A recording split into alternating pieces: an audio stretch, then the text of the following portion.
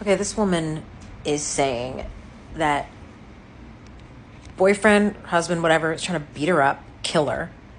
She calls the cops, and the black cop, instead of helping her, starts hitting on her. And because he has her number and knows where she lives, he freaking like texts her, calls her, like randomly drops by her house. And then when she finally says, no, thank you, I don't want to date you, suddenly he like stops helping her prosecute the boyfriend.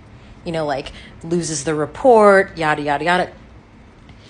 And they wonder like why we don't want men in our house, why we don't want these people in our lives, because the men who are supposed to love and protect us inside our own home, those are often the men that are the biggest danger to us.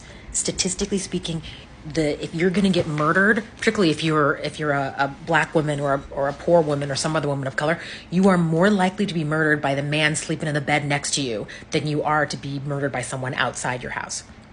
First thing. Second thing, the men in these positions of power that work for these institutions that are supposed to protect and serve, although one would argue that historically that's never been the cops' mission. Cops are really put on this earth to protect property. Like the modern day police forces are descendants of like the old slave catchers. They're supposed to protect property and maybe people with property. So owners and their property.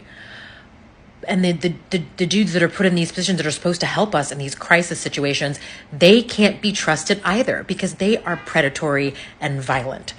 So when all these men say, oh, well, you need men because men are protectors, which men are you talking about?